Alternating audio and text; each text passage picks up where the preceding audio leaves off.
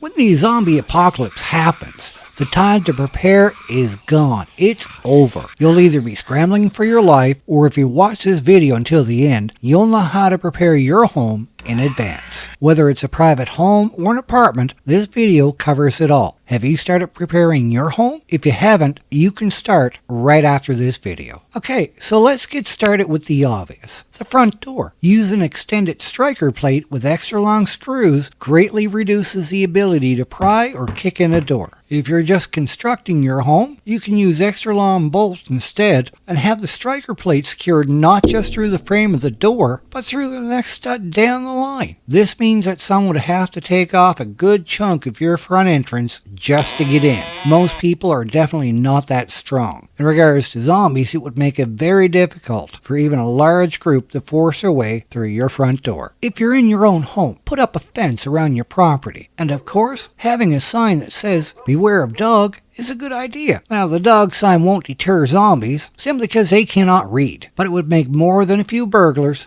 think twice about entering your home. So let's move on to windows. In your own home or even your apartment, you'll need to keep your windows locked and curtains closed at night. Having extra blankets hung over the curtains will help reduce noise and light from your home so you don't become a target and get surrounded. Putting a cold weather film on your window glass isn't expensive and will help keep the glass from shattering. You can also place PVC tubing in the track to keep windows from being lifted or slid open. This cuts down the chances of being raided by marauders or thieves. All basement windows should be boarded over if they're on ground level. Have panels pre-cut to fit and pre-drilled with screw holes. It's best to store the screws in a small Ziploc bag taped to the back of your panels. First floor windows should have security bars on the outside. If this is an expense you don't want to deal with, then you can use pre-cut plywood panels with pre-drilled holes to mount to the inside of your windows during a zombie outbreak. If you're in an apartment, you won't be able to put up security bars on the outside of your windows unless you get the building owner's permission. Interior doors can have extra locks placed on them to help secure the premises. One I would recommend would be the Security Man 2-in-1 door security bar for under $100 on Amazon at the time of uploading this video. This bar will help prevent interior and exterior doors from being forced open, giving you time to escape through other means. Now, I'm not being paid to promote this item. I've seen other people use various types of these devices and know they work fairly well. Stairwells can be blocked both top and bottom by plywood panels, preventing zombies from coming up the stairs and giving you a safe place to shoot from, or at least to swing a melee weapon at them. If you have an attic, a folding stairway can be placed on the access panel to make it easier to get into the attic. The attic should have a boarding nailed down so it can be used as a last resort holdout in case your home is breached. In a worst case scenario, you can always cut your way out and use a ladder to escape. Extra food, blankets, bug-out bags, and other emergency supplies can be stored there as well. This should be treated like a mini bunker. If you're in an apartment, make sure one of the bedrooms can be used as an emergency bunker and escape route. If you're in one bedroom or bachelor apartment, treat the entire apartment in this manner. Bugging out in an emergency situation is a last resort call. So now we're going to move on to the basement. This is mainly for homeowners. However, if the basement of an apartment building is open to tenants, you might want to consider these options as well. Have something available to block the stairwell so zombies can't wander down the steps. Have more than one exit. If your basement doesn't have its own door, or at least a window that you can crawl through, then only use the basement for storage. Do not get trapped in a situation where there's only one way in and one way out. That's a death trap. If there is a secondary exit that can be used, the basement is also a good place to store goods and make a secondary safe room using the security measures mentioned earlier. So let's move on to communications. Whether in your own home or an apartment, you must have the ability to communicate with the outside world. This, of course, does not include your cell phone. There is still something to be said about using walkie-talkies for short-range communications with your survival group members. Another often overlooked item for communication is the CB radio. For less than $100, you can get an entry-level alternative method of communication. If one system goes down, you have a backup. Now remember the old saying, when preparing for emergencies, one is none,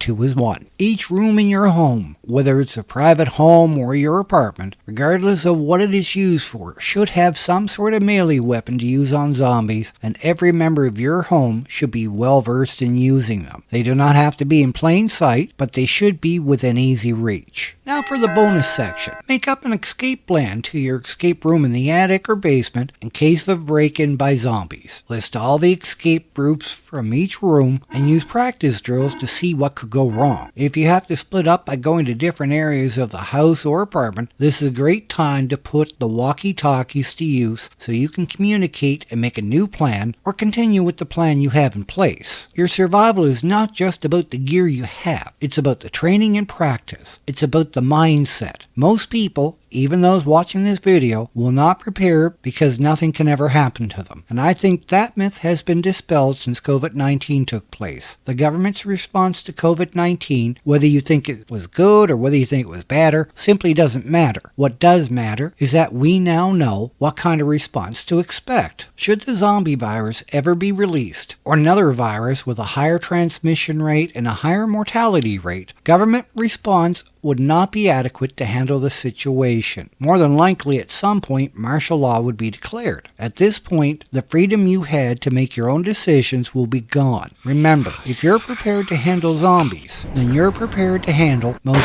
other emergencies that can happen to you and